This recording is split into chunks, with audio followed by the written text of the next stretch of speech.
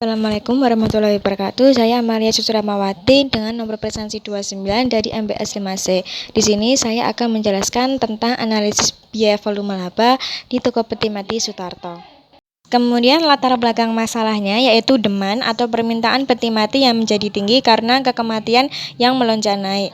Di sini saya menggunakan analisis BVL karena untuk membantu perusahaan dalam menentukan unit yang harus dijual.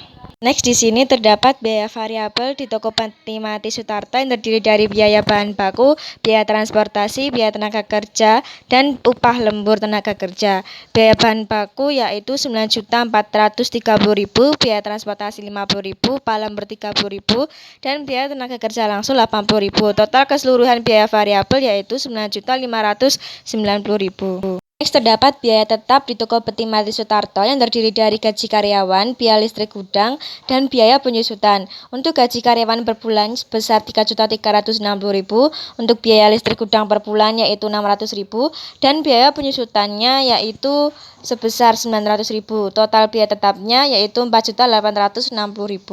Kemudian titik impas dalam unit menggunakan pendekatan laba operasi. Diketahui laporan laba rugi di Tokopedia Mati Sutarto. Penjualannya yaitu 25 juta, biaya variabel 9.590.000, margin kontribusi 15.410.000, biaya tetap yaitu 4.860.000 dan laba sebelum pajak yaitu 10.550.000. Kemudian harga jual produk sebesar 500 per unit, biaya variabel sebesar 191.800 per unit, dan titik impasnya yaitu 16 unit. Maka pihak toko harus dapat menjual sebanyak 16 unit dalam rangka menutup semua biaya tetap dan biaya variabel. Kemudian menggunakan pendekatan margin kontribusi, terdapat dua rumus. Yang pertama, jumlah unit sama dengan biaya tetap total dibagi harga jual per unit dikurangi biaya variabel per unit. Yang kedua, jumlah unit sama dengan biaya tetap total dibagi margin kontribusi per unit. Maka titik impas dalam unit dengan menggunakan margin kontribusi hasilnya masih sama yaitu 16 unit. Next, laba yang ditargetkan dalam bentuk rupiah. Diketahui bahwa Tokopedia ingin memperoleh laba operasi sebesar 25 juta. Maka berapa jumlah peti yang harus dijual? Yaitu sejumlah 97 unit. Kemudian dalam bentuk persentase, pihak toko ingin memperoleh laba sebesar 10% dari pendapatan penjualan. Maka yang harus dijual yaitu sebanyak 19 unit. Kemudian target laba setelah pajak. Di sini diketahui pihak toko ingin memperoleh laba bersih sebesar 20 juta dan dengan tarif pajak yang berlaku sebesar 10%.